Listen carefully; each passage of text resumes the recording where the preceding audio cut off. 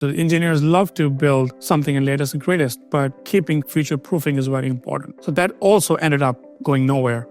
And we had forced our engineers to build in languages which have a large base in terms of support. Going forward, the user defines what they are looking for, or what they need. My name is Jochem van der Veer. I'm the CEO and co-founder of a company called TheyDo, the journey management platform for business decision-making. We raised over $50 million and are growing globally. Our enterprise customers include Ford, J&J, the Home Depot, and Pfizer. I mean, wherever you look, understanding customers is key to staying ahead. But in order to do this at scale, aligning so many different teams with the customer journey is incredibly hard, but it is possible. I really wish this podcast existed before we started our company, because so many companies are organizing around journeys and there's so much to learn. So in order to share what I'm learning, what I'm hearing with our community, I meet with industry experts. And in my video podcast, I'm here to explore the world of business strategy, design, and journeys, customer journeys, to really get an understanding of how leaders are changing their way in their business. So let's dive into the show. Today on a podcast, I'm excited to welcome Ain. He is the EVP of Engineering and Technology at Affinity, and they've been pioneering AI and CX since 2006. His journey into computer engineering started all the way back in 8th grade, driven by passion for elegant object design, design, and the magic of coding, with a laser focus on building scalable, resilient, and customer-centric software solutions.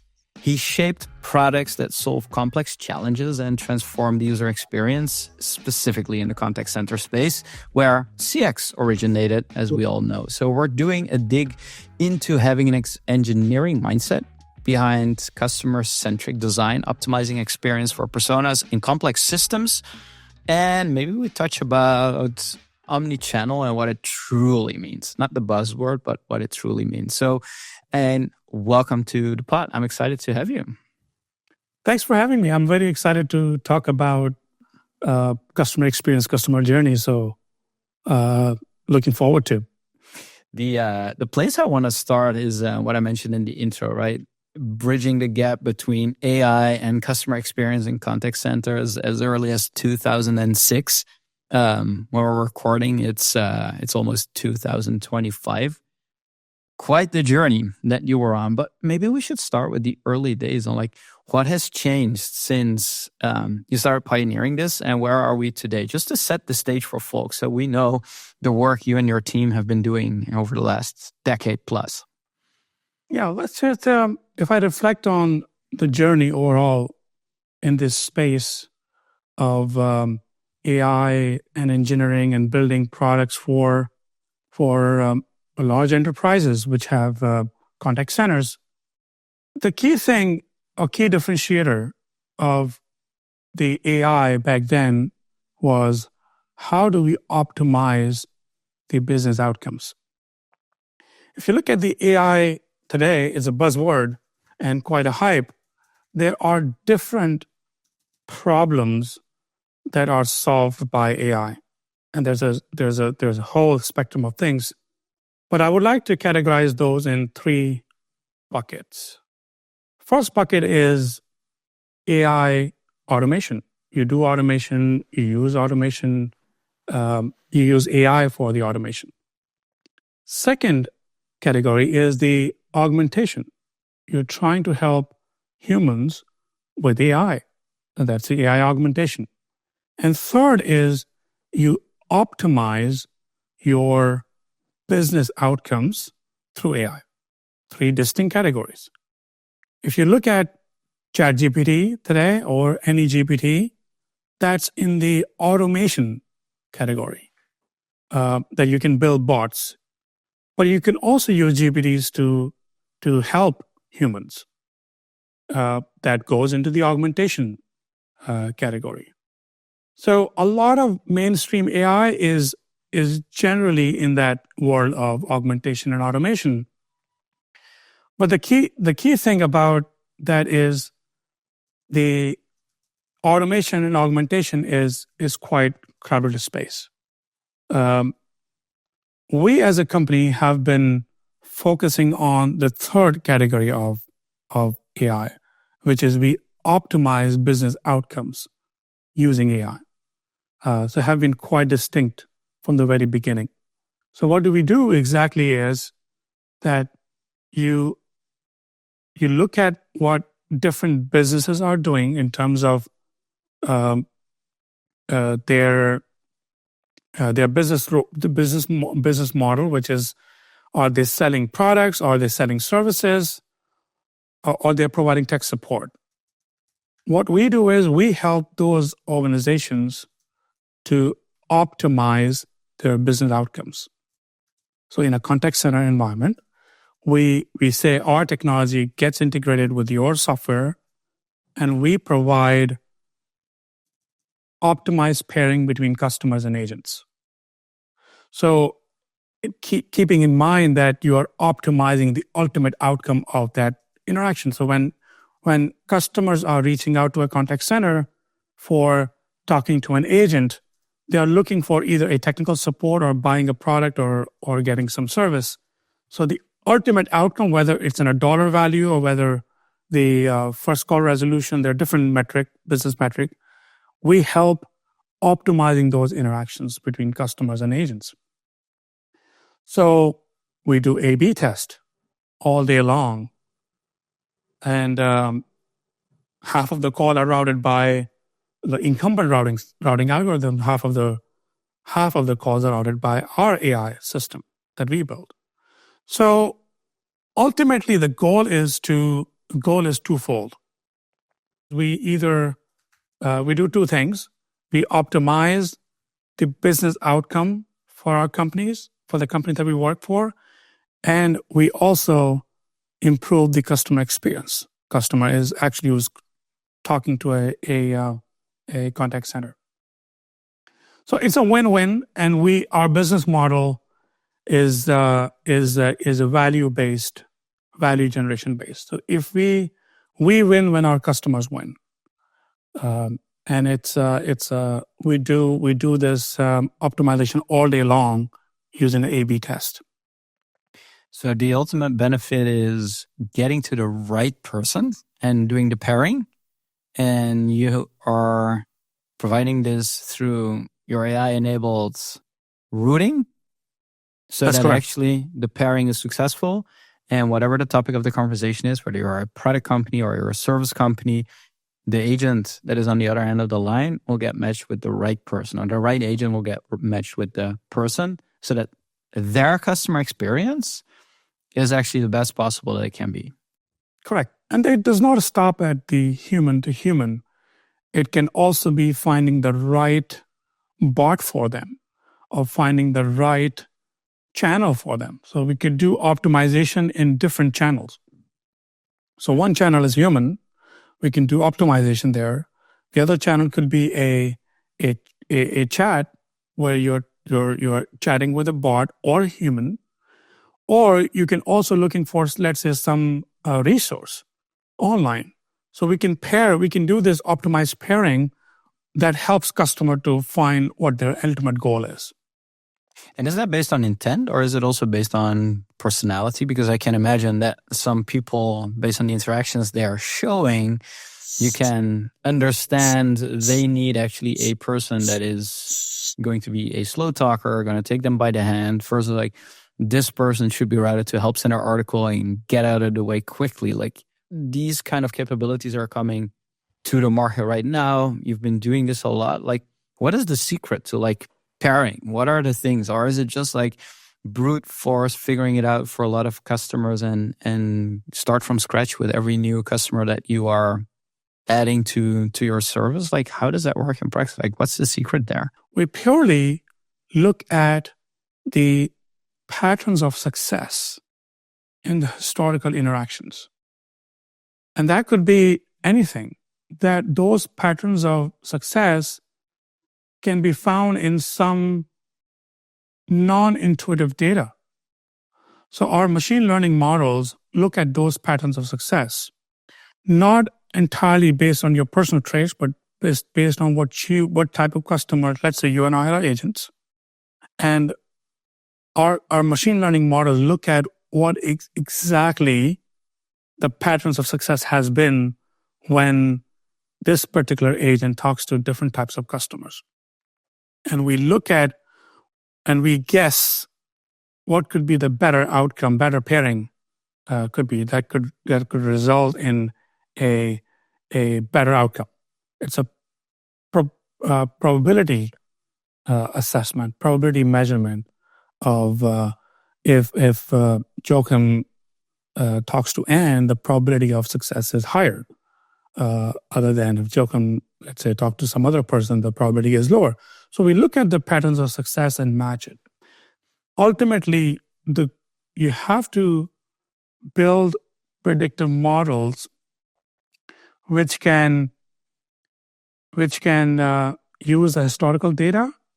So historical data is very important, and we don't use profile data.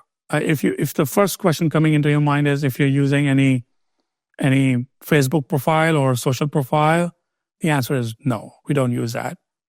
Because in the conversation, the context of conversation is important. If you are calling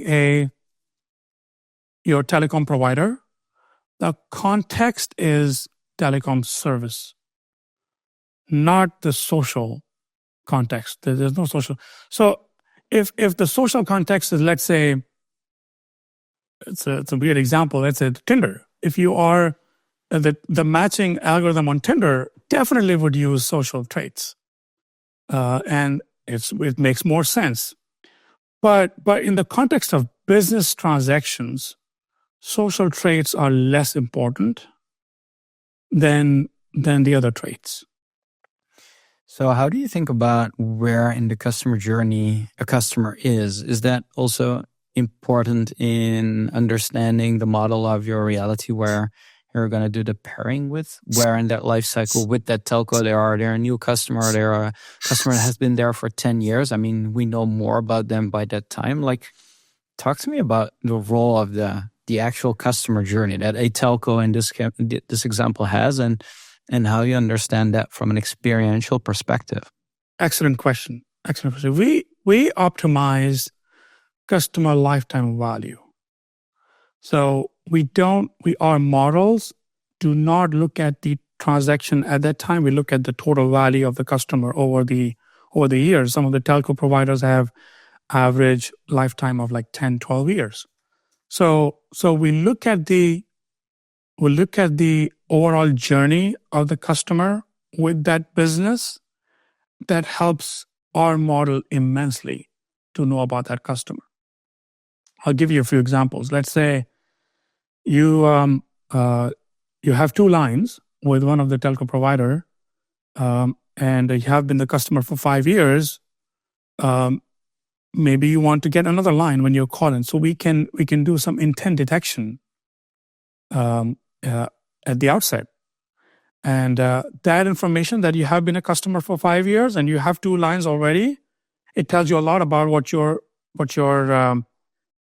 spending habits are, and that helps our models to predict which agent could be better for you, and also it can help for upsell. So there's a at the time customer calls in, there are AI models which are predicting what the intent is, also predicts what the best agent could be, and also predict what could be the possible upsell opportunity for the agent. So at each step, AI is helping businesses to drive more value out of their customer. Was this also like when in 2006 Affinity started, or you joined recently after that, or was that already possible? Did you have like a lot of the machine learning algorithms built out and the systems actually able to do this at scale? Because I can imagine it was a different world back then, but pioneering these concepts, I don't think much has changed over the years. They are more refined. They can handle more data. They're faster. Well, what is the biggest difference when you look back into the early days and where your capabilities are today? It's a great question. A lot of people ask this question because back then, people did not even believe that AI is real. So the techniques, algorithms, especially about predictive algorithms, they have been there for decades. What has changed over the years in the industry is the ability to create extremely large neural networks.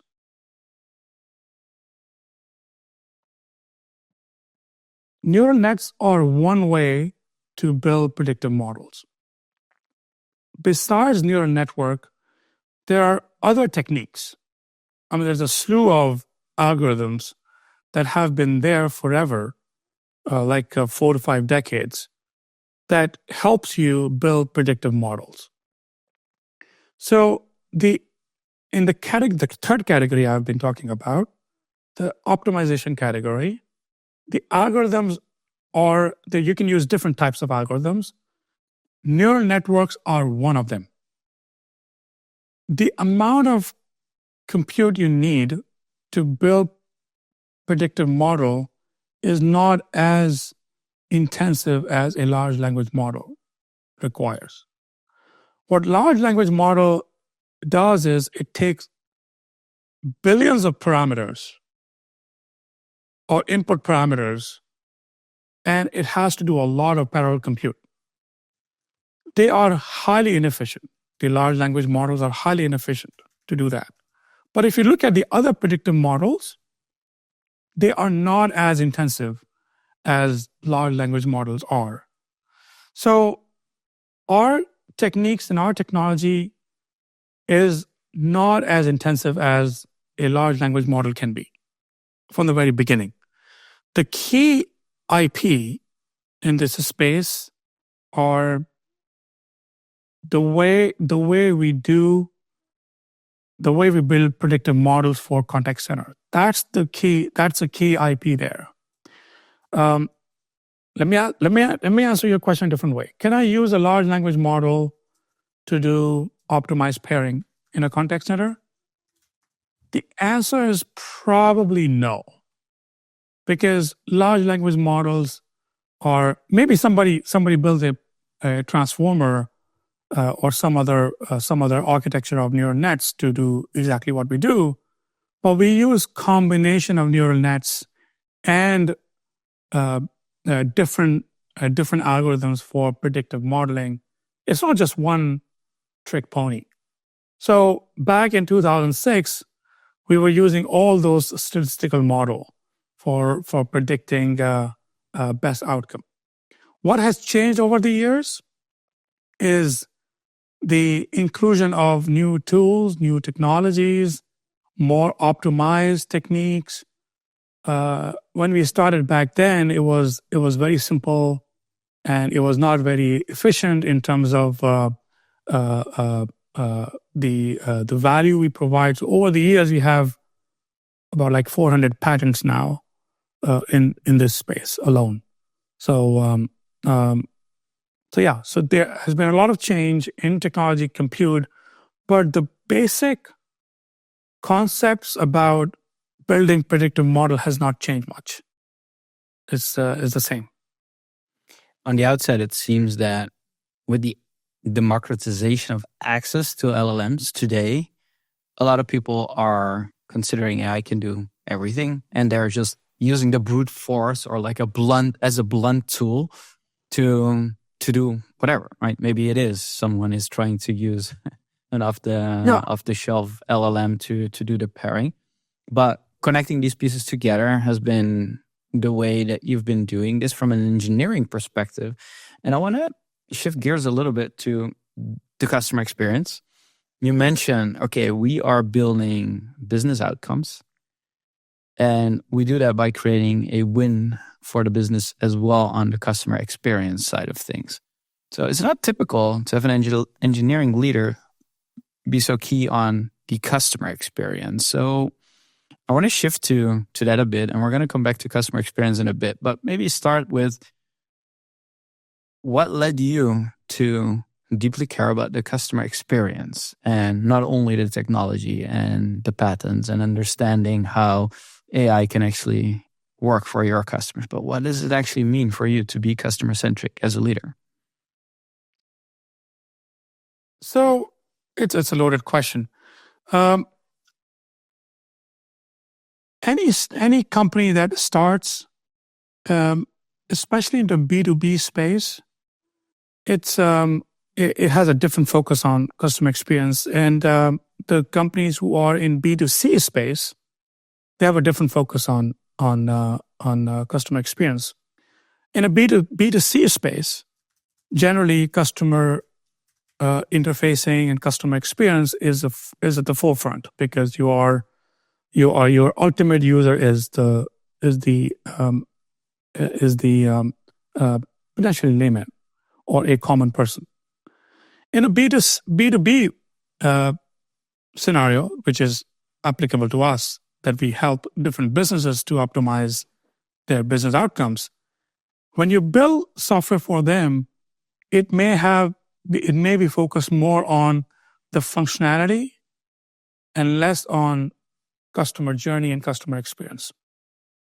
So in our case, mostly it was, since we were sitting at the behind doing the routing, the customer experience was not at the forefront of, but it was more about how do we improve the customer experience through routing. That was our main technology. Over the years, since we are not just one product company, we have built multiple products over the years. The flagship product that we have has changed, and now it's more towards how a data scientist or how a AI scientist would like to leverage the product. So there's a lot of focus now on how the data scientist has to use the product to build models for different businesses. So the focus has been shifted from focusing on functionality to how user would like to use the product, and that has a huge implication of how even teams are structured. In the beginning, we did not have team who was worrying about how the UI should look like, how the UX should look like of the interfaces. But now we have a large team just look at what different personas have to create, and how different personas are in a different phase of the journey. So that has transformed the whole organization over the years. I'm not sure if I answered your question. The thinking into how you even design the software has a huge implication of how you think about personas. So if you look at the core routing product, not so much. You have to look at the personas who are actually configuring the system. But when you open up your product for a data scientist who is using your system to build model, then you have to think completely differently how they would interact with the system, and how the data would be ingested, how they would have different levers. So yes, it has changed over the years, and that also informs a lot to our engineering community, how they have to design the software. How is your engineering community thinking about the customer journey? As you mentioned it, there are different personas, and they're in different parts of the journey and different phases of that journey all the time. Maybe we can take an example from the data scientist. I don't know if you call that a persona or you have a different definition of what a persona is for you, but how does the notion of a customer journey play a role in your engineering community? Are people rallying around it? Is that a key shared artifact? Is that a denominator for different things of organizing the work? Like, how should we think about it in your engineering community? Sure. So in our domain, the key personas are obviously the customer who is calling into the contact center. Then there's a very important persona like agent, contact center agent, and then there's a supervisor. and then there's a business analyst, and then there's a data scientist who is building the software, building the model. Then there is a persona of administrator, and the persona of a quality management person. So there are good 8 to 9 distinct personas that are interacting with systems at different time.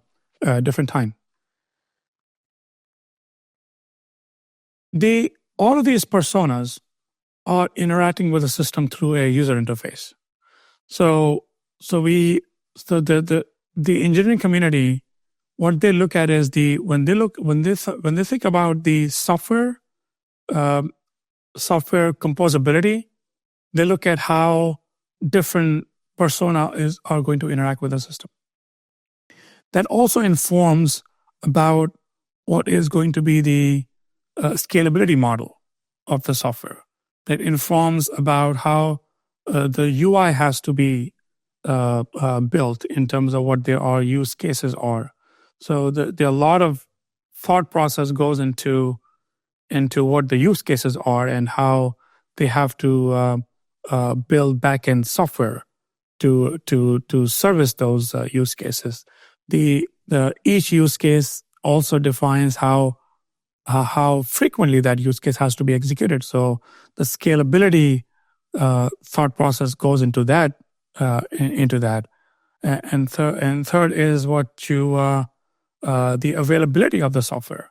So if you have more users interacting with the system, then you have to think about the availability of the software components as well. So I think it's very much hand-in-hand collaboration that goes into the product team, defines those use cases and personas.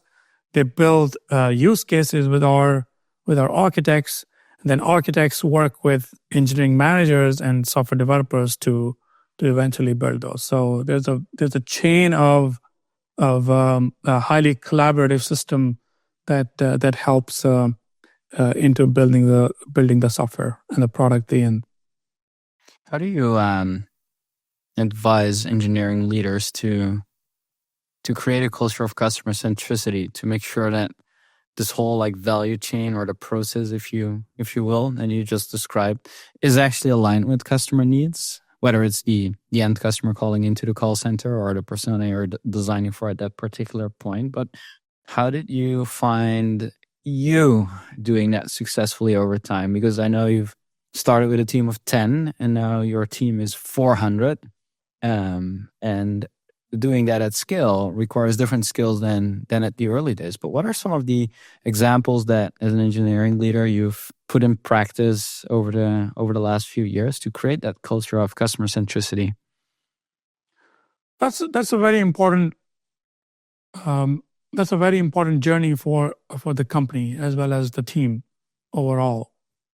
Engineers are, including myself, tend to build something fantastic, but they may not necessarily build for a customer. And that realization of keeping customer in mind is a very important realization. So when engineers try to build something in isolation, they tend to over-engineer the solution. So it's very critical that the product team, in fact, the user, the product, and engineering work hand in hand. So this loop has to be super iterative and frequent. I've been at the place where we were not doing that, and we were building something which was going nowhere. But with this right structure where user is in the loop and we are doing a iterative exercise of building something which user needs, is paramount to the success for any product, not just for us. It's just super important. And this the translation of what customer needs and what needs to be built, you have to have a very strong engineering managers. the customer-centric approach just does not stop at the person who is defining the user customer journey mapping or defining as a use case. It has to be owned and trained to the engineering managers, to the engineering level. Without that approach, it's almost impossible to build something which is. I'll give you a few examples. We build, in the past, we build a tool for data scientists that has to be somewhat open so that they could do customization, but also closed enough so they don't hurt themselves. When I say closed enough means you want to embed your intellectual property into it so that anything which is repeatable and repetitive in nature has to be part of the product. And something which is creative, where engineers or data scientists want to, or user want to do on their own, you have to keep the system open. And one of the examples was that we used some language which was new in the market, and the community was not aware about that language. I'm talking about the customization language, not the coding language for data scientists. And that failed because the adoption of that was almost non-existent. That's one example where we did not care about what user is looking for. So I think when users are not aware about the language that you're building your software for is very important. You have to choose what the user is comfortable with. I'll give you another example, which is not user-centric, but when the developers tend to use technology which are latest and greatest, and they want to. One of my team, they wanted to build software in Rust. Rust is one of the languages which is very close to, in terms of performance, very close to C++. But the challenge with that is that the community of Rust is not large. So you tend to not get a lot of support or library in that language. So you end up having a dead end into that. But it's latest and greatest. So engineers love to build something in latest and greatest, but keeping future proofing is very important. So that also ended up going nowhere, and we had to force our engineers to build in languages which have a large base in terms of support. So coming back to the point about keeping user in mind, that's foundational. I mean, now going forward, the user defines what they are looking for, what they need, what are their pain points, what frustrates them in day-to-day, what are the repetitive tasks they do on day-to-day basis, and how can we help as an engineering organization or product organization to make their life easier. So that has been now the culture in the organization. If you're enjoying this conversation, don't forget to subscribe on your favorite podcast channel and leave a review. It makes all the difference. The Experience Edge podcast is where I interview business leaders, CX pioneers, and the best designers who share their insight on creating business impact, having an edge on the customer experience. If you want more exclusive content and behind-the-scenes access, check out the Experience Edge podcast on YouTube and LinkedIn so you don't miss a thing. Now let's get back to the conversation. What are the key ways that you get these pains to the right teams to create that understanding? Is that all through the process of what you mentioned with the journey mapping or the user journey mapping in using the product or design peers and then going all the way to the engineering managers? Or are there other ways that your engineering teams are close to working with your customers, with the personas in them to really understand their pain points, or maybe even see them coming when they don't yet see them coming? Like, what is the preferred way? Are there many ways that are now implemented at the scale you are at? It depends which phase you are in the product development.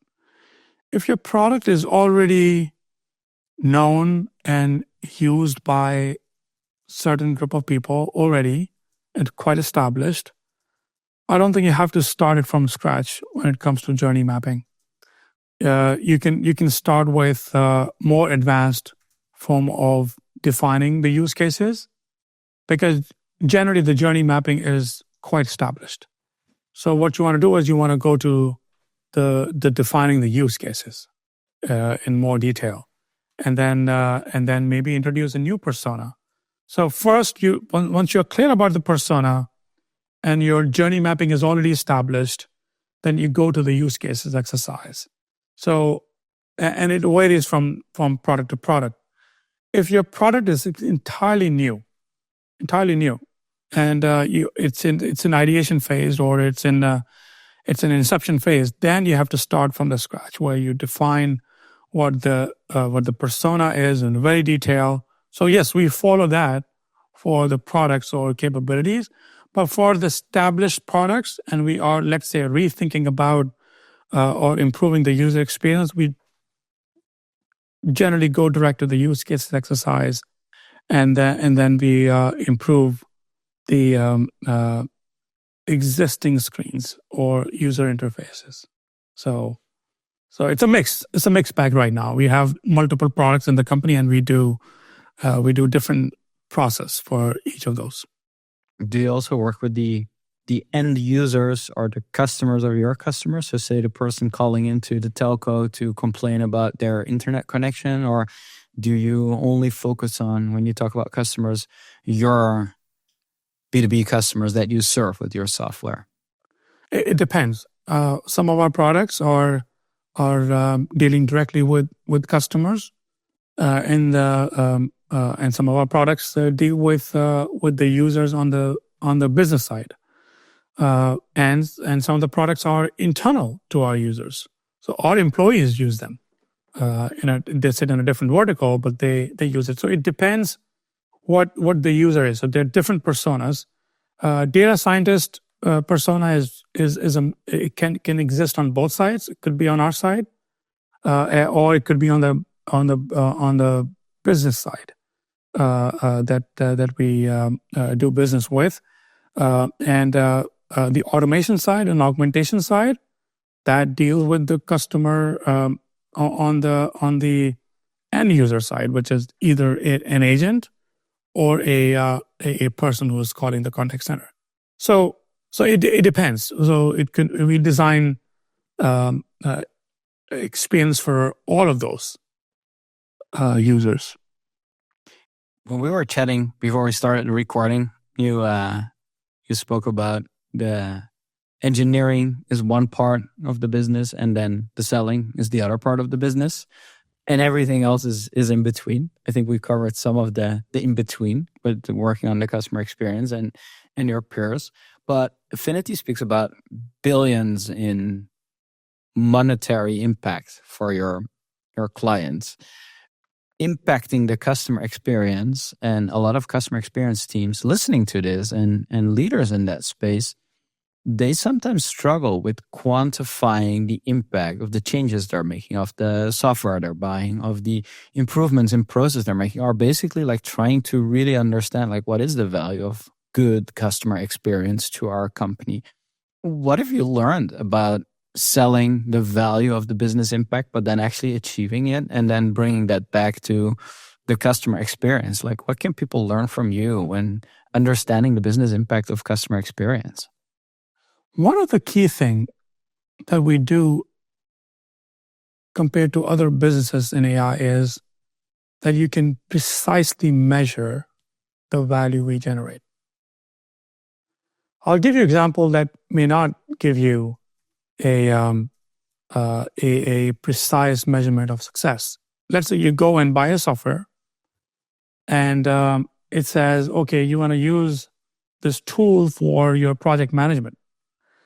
And the project management tool has a lot of AI features, and those AI features will save you this much time.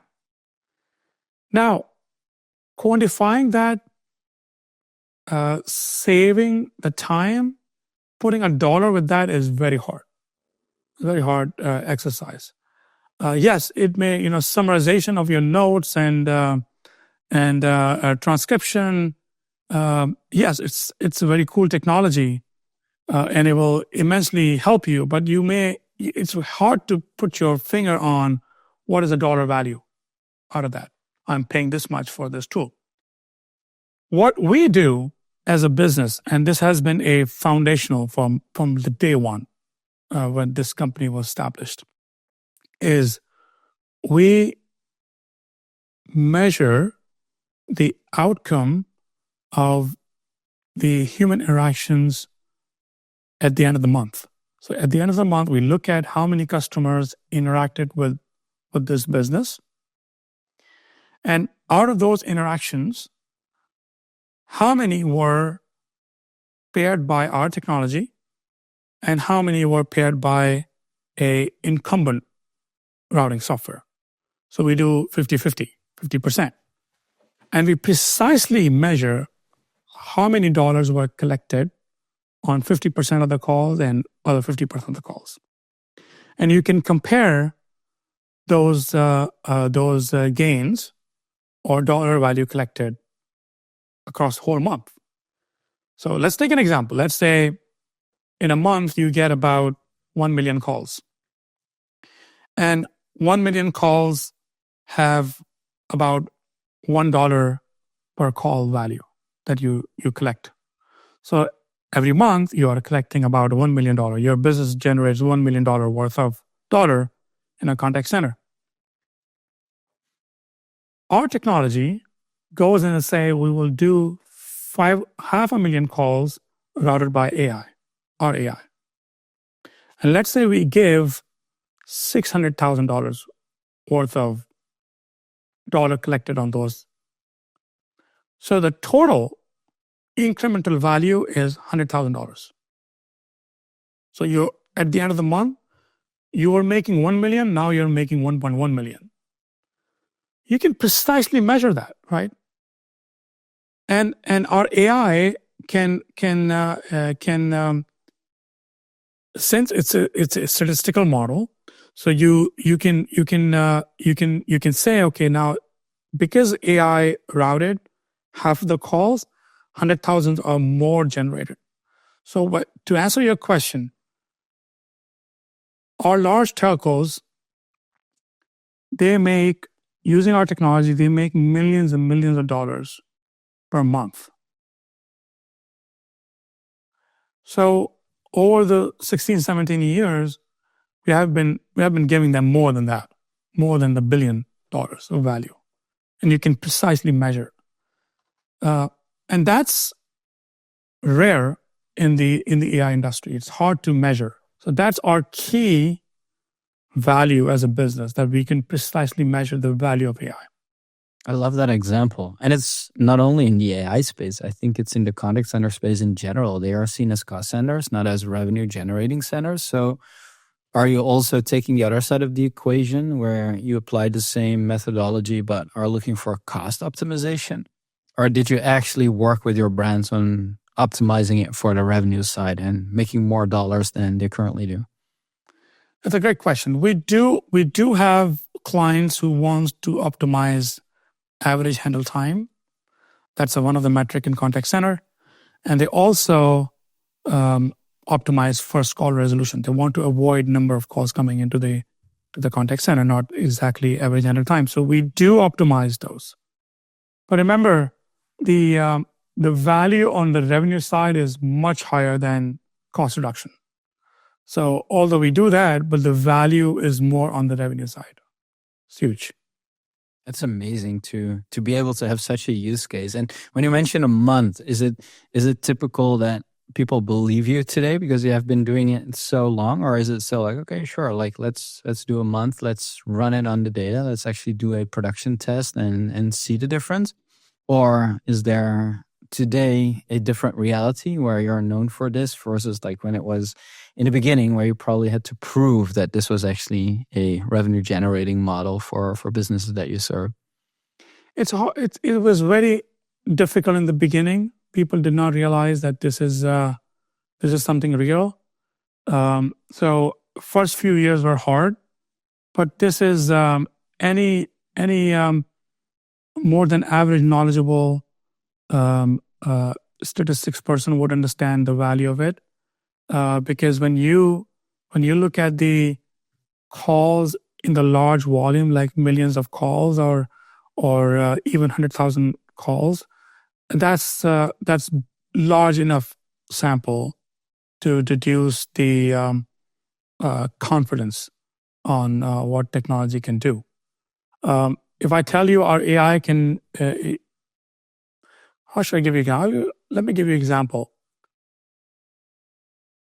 Very layman example. Let's say you toss the coin 5 times or 10 times, and it's a fair coin.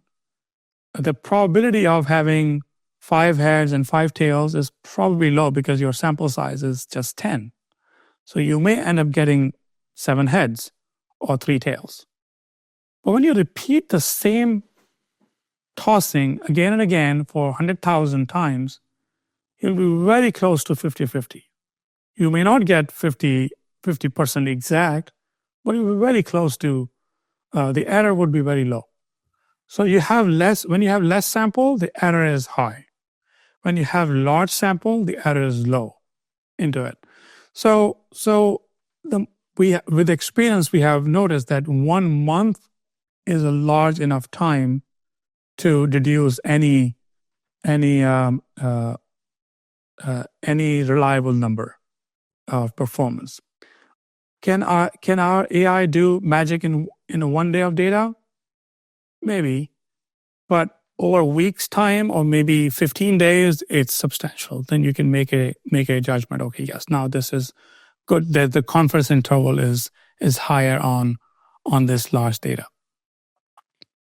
What are the developments in AI that you are excited about now that large language models are actually commoditized? Or maybe there's nothing that excites you about this because you've been doing this for so long. But since this has become an apparent pattern for everyone to use, did you change your mind on how AI is used or where the next tier of innovation is going?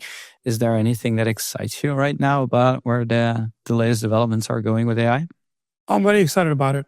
I think in the start of this working at Affinity, the first thing that comes to my mind is why humans have to handle interactions.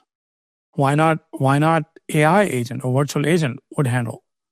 If you look at the virtual agent space today, it's in the contact center, the adoption is slow. Although technology is going at the rapid pace, the way LLMs have exploded, and the way in general AI bots are exploding, the contact center industry is slow in adopting those. And there are a variety of reasons. One is obviously the technology maturity is one important thing. The privacy or data security and all of that is slowing it down in terms of adoption. But the way technology is enhancing or evolving is so exciting. And what we have been thinking is, or actually working on this, is how we merge the concept of optimization AI into an automation AI. And all of these 3 things are now coming together.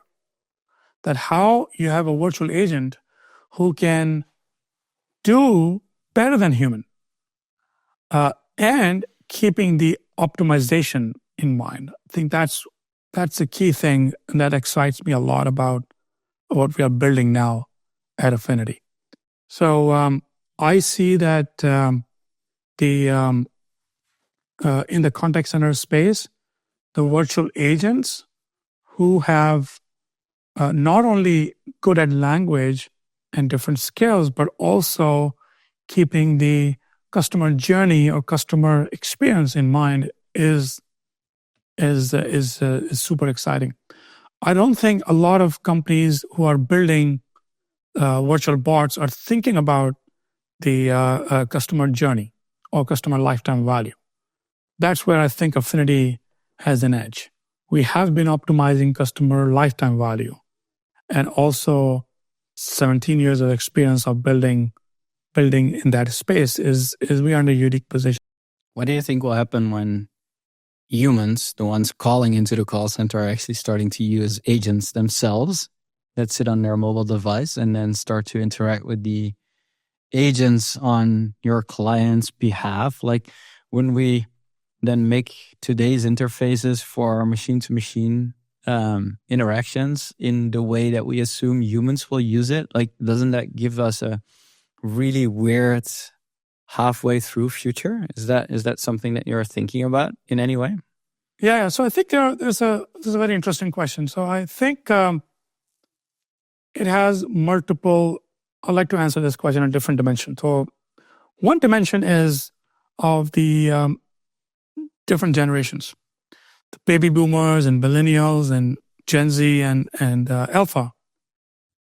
All of these generations have different preference of interacting with agents or businesses.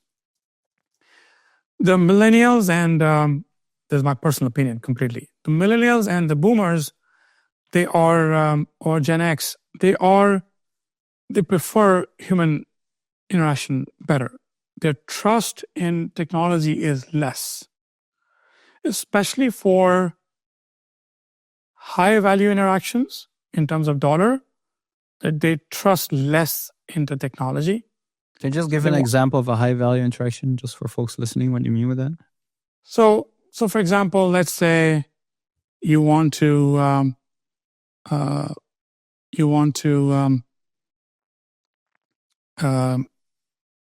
let's say you want to buy an insurance for your house or for your less expensive car. Then you would like to trust talking to person before making that decision. Even advisor, if you any financial advisor that you have hired for your financial decision, you would like to talk to a person instead of a technology or a bot. I think that depends on which generation you are. So there is a shift into low value interactions into more automated system. The apps are one of them. A lot of people don't want to talk to a human. They want to interact with apps or websites. So because the value of the interaction in terms of ultimate dollar that I'm going to spend is less. Rewind 20 years back. If you wanted to know your balance of your bank account, you had to call and find out what your balance is. And now that balance inquiry is on your app. You don't have to talk to anybody. You don't need a virtual agent either, right? So because the value of the interaction is like not even cents, right? It's almost free.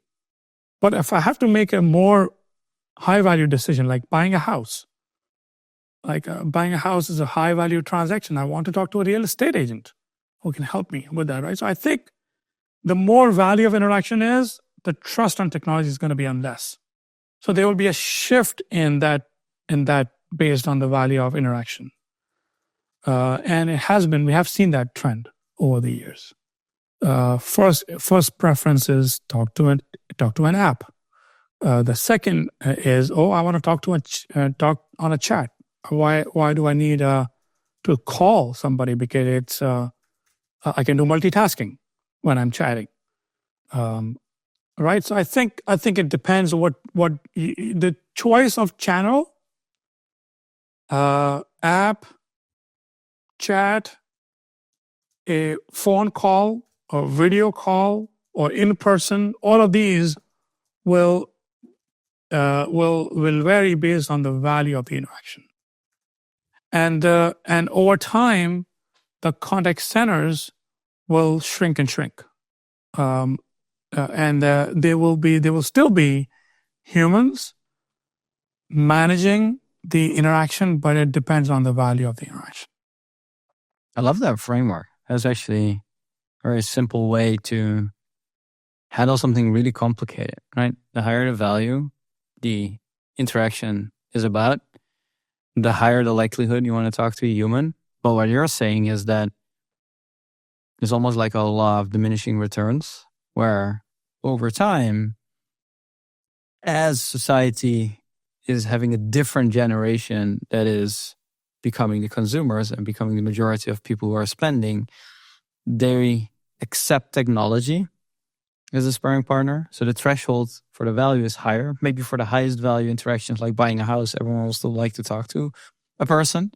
But I can't imagine that anyone in my generation will not take any insurance product right off a website, right? Or maybe using an app to get that, or talk to an agent, or send their agent to talk to an agent. Like, I can definitely relate to this. So ultimately, call centers are dying. So what is Affinity going to do when there is no business to be made in the call centers anymore? There are every company and product has a lifetime. So I think the Affinity is, and Affinity will have to change its course when it comes to a product line. So contact centers will not go anywhere, but the humans sitting in those contact centers will reduce. So again, if I have to do a high value transaction, I still need to talk to someone who is, and that will be a bot, that will be a virtual agent.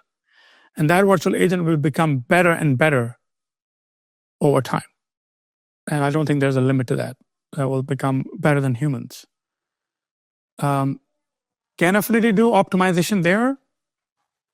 There's a possibility, the likelihood that you can still do optimization even within bots selection. Because if you look at the large language models, they have been saying that you can't have just one large language model doing everything, because the more large it is, the efficiency of a large language model also reduces. So there is a more agentic approach that's coming to the world of virtual agents, where you have multiple agents in the back end who are providing expertise in that domain.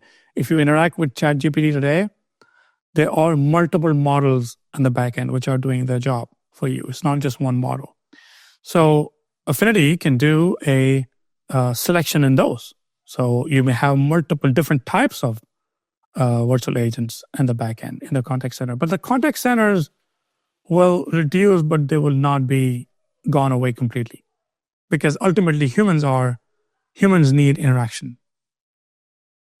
So this was a fantastic conversation. And I want to wrap up with an ending to have a bit of your experience shared back with people leading call centers, people leading the customer experience in large organizations. What have you seen some of the people that you highly respect and that have done this really well do differently than people who are not so successful? It's an interesting question. We have been working with large enterprises who are managing extremely large contact centers. And one of the key things for them is to optimize the customer experience in such a way that how they can solve their problem in a first go. In a contact center, their job is to solve their problem in a first call. So what they try to do is, the successful people that I've seen, they try to do it in a way that they can identify the customer intent in a manner where customer does not have to repeat themselves. And they have built such systems where they can predict what customer is calling about. For example, there's an outage in the area. If customer is calling, we know what the outage area is, so they're calling for outage. So they are obsessed with the information they can use to predict what customer is calling about. So they use all the data on the back end. And once that intent is known, then they also improve the customer experience by employing different technologies to identify the customer, because identification of the customer is very important. Just your phone number is not good enough. So they also use different technologies where they can use your voice biometric, or they can use, obviously they can use your phone number. They can use your app. If you call from their app, they know who is calling. So they employ different techniques to identification of the customer. So the customer does not have to repeat and go through a painful process of and providing secret question or address or last 4 digits of social security. All those are painful. So successful companies have nailed that experience. That's very important. Obviously, the apps have improved that. So that's the second part. After intent, that's the identification of the customer, and then finding the best agent for them. Or companies that we work with, they try their best to triage the customer with the skills they have in the contact center.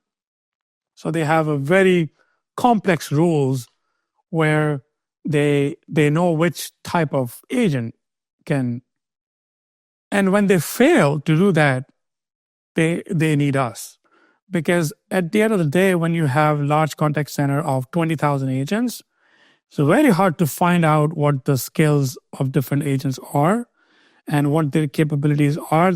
Then they use our AI for finding those patterns of success and how which agent could. So in this different phased approach, the identification of the customer, the intent detection, and how you find the best agent for them. And there are different tools who help agents to do their job best. And those are tools which can help with upselling and finding customer needs.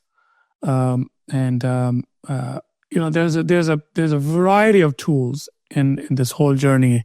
Those are used for improve the customer experience.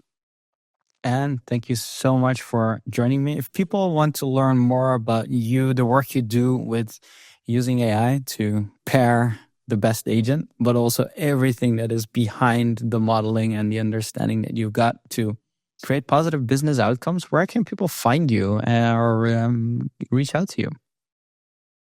So we have a website, Finity.com, and I could provide that to you, and you can share on your podcast. There's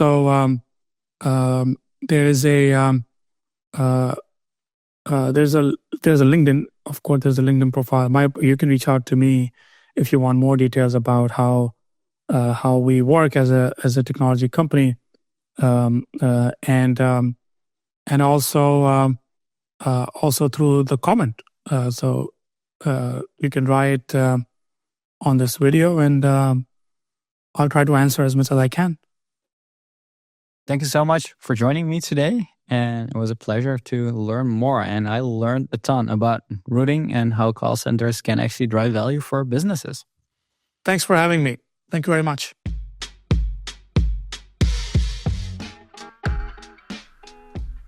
All right, and that's it. Thank you so much for listening. If you found this valuable today, don't forget to subscribe to The Experience Edge on your favorite podcast channel, leave a review, and share it with your team. I'd be delighted. Today's episode was brought to you by Daydo, the AI journey management solution for enterprise. To have an edge on your business strategy and to know why your customers do what they do, Visit daydo.com and explore more resources to accelerate your customer experience game. And remember, the journey to creating customer-centric impact never ends, and here's always a new edge to discover in doing things differently. Next week, new episode. Until then, keep pushing the edge and stay inspired. See you in the next episode.